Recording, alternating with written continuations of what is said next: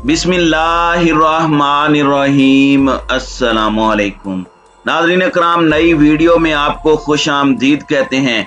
मुत्तहिदा अरब अमारात पर बड़ी कयामत टूट पड़ी। यमन और इराक से तबाहकुन हमले शुरू हो गए। बड़े हमले में ऑपरेशन रूम तबाह कर दिया गया है, जबकि मुतअद्दिद हलाक और जख्मी होने की इत्तलाआत हैं। गैर मुल्कियों की मुत्तहिदा अरब अमारात से दौड़ें लग गई हैं। इसके बाद मुत्तहिदा अरब अमारात की जानिब से क्या हिकमत अमली अपनाए जाने का इम्कान है, इसकी मुकम्मल तफसीलात हम आपसे आज की वीडियो में शेयर करेंगे। ताहम वीडियो की तफसील में जाने से पहले चैनल पर नए आने वाले दोस्तों से गुजारिश है कि हमारे चैनल को सब्सक्राइब कर लें, बेल आइकन पर क्लिक कर लें और नोटिफिकेशंस को ऑन कर लें, ताकि हमारी नई आने वाली वीडियोस आपको बर वक्त मिल सकें। नाज़रीन इकराम, अभी हमने गुज़श्ता वीडियो में ही आपको बताया कि मुत्तहिदा अरब अमारात पर बैलिस्टिक मिसाइल से हमला किया गया है और खदशा यही जाहिर किया जा रहा था कि हौसी जंगजुओं की जानिब से मुत्तहिदा अरब अमारात पर ड्रोन अटैक किया गया है, क्योंकि जिस वक्त तक हमने आखिरी वीडियो बनाई उस वक्त तक हकायक मुकम्मल सामने नहीं आए थे और ना ही किसी ने इस हमले की जिम्मेदारी कबूल की थी। नाज़रीन इकराम, अब जो बड़ी डेवलपमेंट सामने आ रही है कि यूएई पर होने वाले इस बैलिस्टिक मिसाइल और ड्रोन हमले की जिम्मेदारी अब हौसी जंगजुओं के बाद एक नई तंजीम ने कबूल की है। मुत्तहिदा अरब अमारात में अमेरिका और इसराइल के लिए खतरे की घंटी बज गई है, क्योंकि ये हालिया हफ्तों में यूएई पर होने वाला चौथा बड़ा हमला है।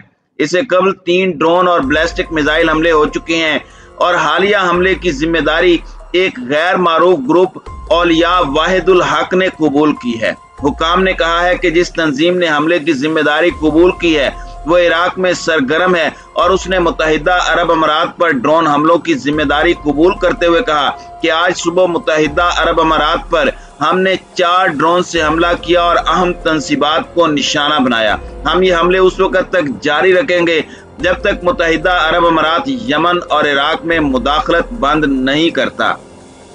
अब नए हमले मजीद खतरनाक और शिद्दत से होंगे। इस हमले के चंद ही घंटे के बाद एक और तबाहकुन हमला हुआ है, जिसने मुत्तहिदा अरब अमारात की नींदें हराम कर दी हैं।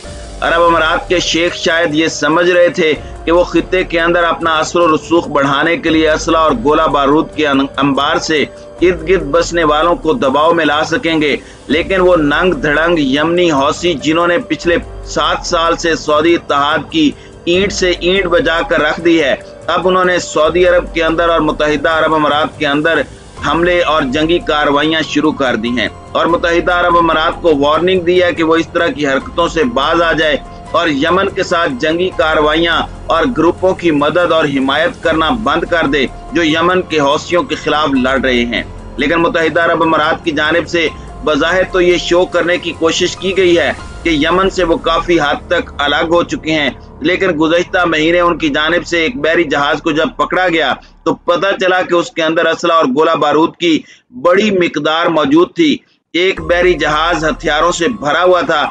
यमन की हौसियों को उड़ाने के लिए ये भेजा गया था, लेकिन यमनी हौसियों ने बाद में इसकी वीडियो भी जारी की, जिसमें देखा जा सकता है कि उसमें मेडिकल के सामान की बजाय बड़े पैमाने पर तबाही फैलाने वाले हथियार थे।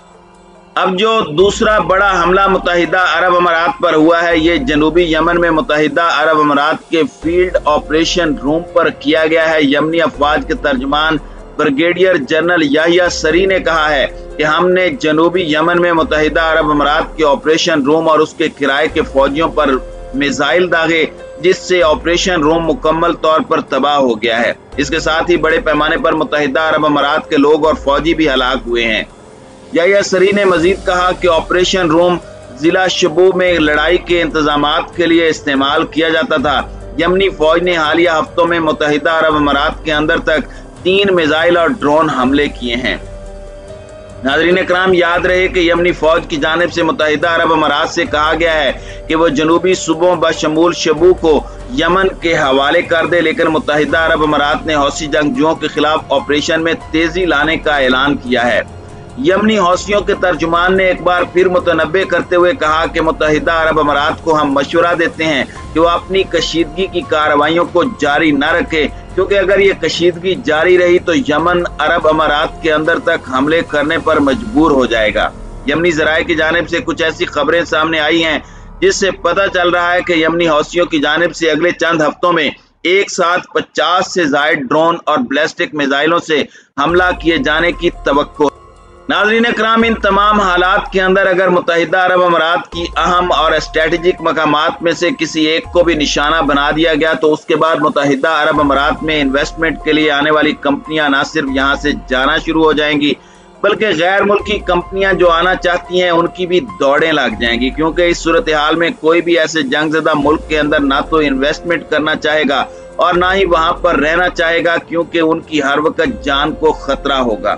याद रहे कि मुत्तहिदा अरब अमारात और इसराइल के दरमियान हालिया दिनों में आयरन डोम नामी एयर डिफेंस सिस्टम और अमेरिका के पैट्रियट सिस्टम के हवाले से बातचीत चल रही है। अगर ये डिफेंस सिस्टम मुत्तहिदा अरब अमारात लेने में कामयाब हो भी जाता है तो क्या गारंटी है कि मुत्तहिदा अरब अमारात को ये आयरन डोम उन हमलों से महफूज रख सकता है, क्योंकि हमास के साथ 12 रोजा जंग के अंदर मुजाहिदीन के बनाए हुए रॉकेट्स में से मुतअद्दिद को आयरन डोम इंटरसेप्ट करने में नाकाम रहा था और यहाँ तक कि डिमोना की एटमी तंसीबात से कुछ ही फासले पर एक मिसाइल जाकर फटा था। तो आप अंदाजा लगा सकते हैं कि आयरन डोम कितना महफूज है और कितने लोगों को महफूज रख सकता है।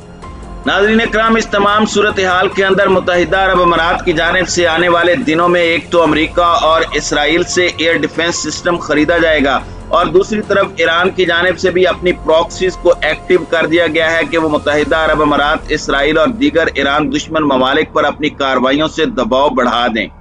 नाज़रीन इकराम, एक तरफ तो मट्टी के घरौंदे हैं जबकि दूसरी तरफ आलीशान बिल्डिंगें।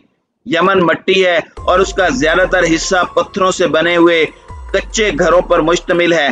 शहरी इलाकों में पुख्ता इमारत हैं, ताहम मुल्क की बड़ी आबादी इन्हीं मट्टी के घरौंदों में रहती है। यमन में घरों को रोशन करने के लिए बिजली जनरेटर से पैदा की जाती है। पेट्रोल है तो बिजली जलाइए वरना अंधेरों से लुत्फ उठाइए। संगलाख और बेआबो गया पहाड़ों में सड़कें और शाहराएं नाम की कोई चीज नहीं। तिब्बी मराकज जो सऊदी अरब और अमारात की बमबारी से बच गए हों वो भी उंगलियों पर गिने जा सकते हैं। यमन में पानी जेरे जमीन पंपों से निकाला जाता है। ऐसे कई मराकज भी सऊदी तैयारों का मरकज बन चुके हैं। ग़िज़ाई अजनास, गोदाम, स्टोर रूम, हॉस्पिटल्स, बिजली पैदा करने के मराकज, घर के जरूरियात जिंदगी के लिए दरकार एक बुनियादी हिस्सा सऊदी और अमाराती बमबारी का निशाना बन चुका है। नाज़रीन इकराम, यमन पहले ही गुर्बत से नीचे जिंदगी गुजार रहा था।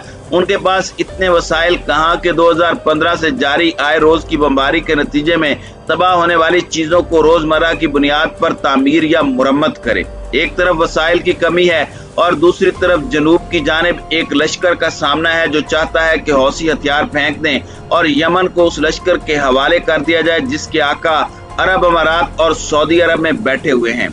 यमन के हवाले से प्रोपोगेंडा इस कदर है कि शायद आप लोगों को मेरे अल्फाज बड़े अजीब महसूस हो रहे होंगे। लोग यहाँ तक कहते हैं कि हौसियों को एहतियात करनी चाहिए। अगर उनके पास ताकत नहीं है तो वो सऊदी अरब के खिलाफ या मुत्तहिदा अरब अमारात के खिलाफ खड़े क्यों हैं।